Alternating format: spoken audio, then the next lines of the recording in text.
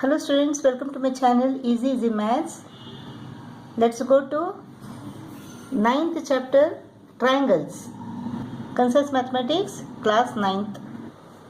Relation between sides and angles of triangles. You know, in an equilateral triangle, all the sides are equal. Therefore, all the angles are equal. They are 60 degrees each. In an isosceles triangle, the angles opposite equal sides are equal.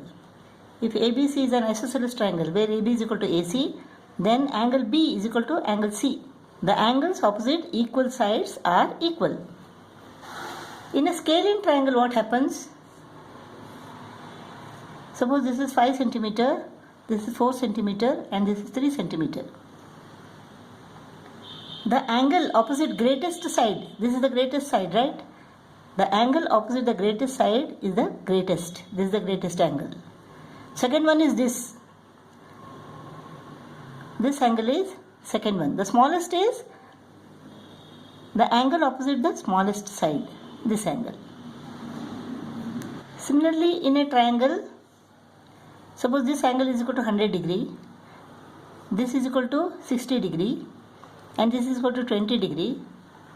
Then the side opposite the greatest angle is the greatest. Next comes this. Suppose this is ABC. AC is the greatest. Next comes BC. The smallest side is equal to the side opposite the smallest angle. This one. So remember this. The greater side has greater angle opposite it. And the greater angle has greater side opposite it. Now what is median? The median of a triangle is the median corresponding to BC is the line joining the midpoint of BC to the opposite vertex. Suppose this midpoint is X, then AX is the median corresponding to BC. Now corresponding to AC, median of this triangle ABC is equal to what? Let this midpoint be Y. Then BY is the median corresponding to AC. Suppose Z is the midpoint of AB. Then the median corresponding to AB is the line joining the midpoint of AB to the opposite vertex. Now here at this point all these medians meet. This is the point of intersection of the medians, of the three medians. This is called the centroid. This point, let it be O. O is the centroid of this triangle. Altitude. What is an altitude? Altitude of a triangle corresponding to any side. Suppose corresponding to BC is the length of the perpendicular drawn from the opposite vertex to this side. This is 90 degree. Suppose this is equal to X. So AX is the altitude. Suppose you draw a perpendicular from B to AC. The length of this perpendicular drawn from the opposite vertex to AC. This is the altitude of this triangle corresponding to AC.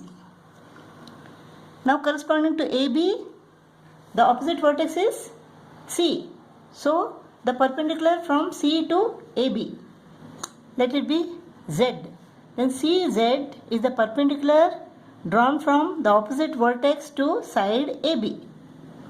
This is the altitude. This will be 90 degree. AX is the altitude corresponding to side BC. BY is the altitude corresponding to side AC.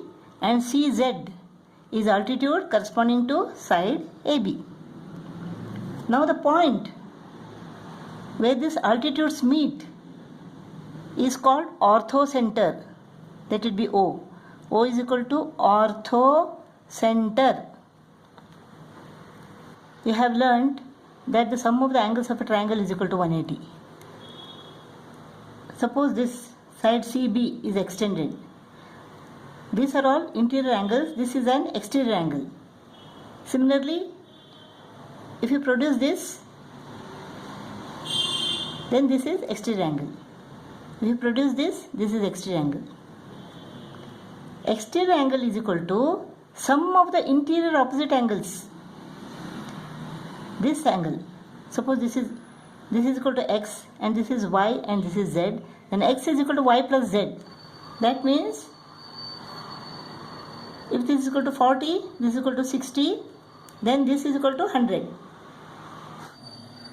You have learnt congruency of triangles in 7th standard. Please go through my video number 82. Suppose we have two triangles here, ABC and DEF. AB is equal to DF. BC is equal to DE. And AC is equal to EF. Then triangle ABC is congruent to, you should not say DEF. Triangle ABC is congruent to triangle FDE. Because A coincides with F here. And AB coincides with FD. And BC coincides with DE. So you should say triangle ABC is congruent to FDE by SSS postulate. By SSS postulate. Side, side, side. In these two triangles, AB is equal to EF. Angle B is equal to angle F. And BC is equal to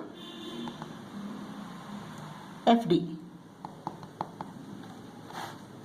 Two sides and an included angle of one triangle are equal to two sides and the included angle of the other triangle.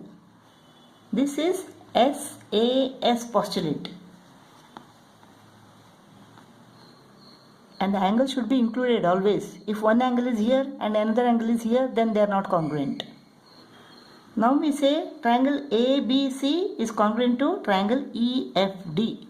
Because this side is corresponding to this side, this angle is corresponding to this angle, and this side is corresponding to this side. Therefore, ABC, EFD. Triangle ABC is congruent to triangle EFD. Suppose we have two right angle triangles. Right angle at B in this case, right angle at F in this case. And one of the two perpendicular sides. These two are perpendicular sides here. These two are perpendicular sides here. One of the perpendicular sides of one triangle is equal to one of the perpendicular sides of this triangle. And the hypotenuse of this triangle is equal to the hypotenuse of this triangle. Then these two triangles are congruent. We should say triangle ABC. Triangle ABC is congruent to triangle EFD. Now this is RHS postulate. Right angle, hypotenuse and side. Now in these two triangles, side AB is equal to side DE. Angle A is equal to angle D. Angle B is equal to angle E. So, two angles and the included side of one triangle are equal to two angles and the included side of the other triangle. Therefore, this triangle ABC is congruent to triangle DEF by ASA postulate. The side should be included. Two angles of this triangle, angle A and angle B, are equal to two angles of this triangle, angle D and angle E. And the corresponding sides are equal. Why they are corresponding? Because suppose these equal angles are known as 1 and 1, 2 and 2. Then when two angles of one triangle are equal to two angles of another triangle, then the third angle will be equal to the third angle. Now these sides are included by angles 2 and 3. So they are corresponding sides. Therefore triangle ABC is congruent to triangle DEF. AS postulate.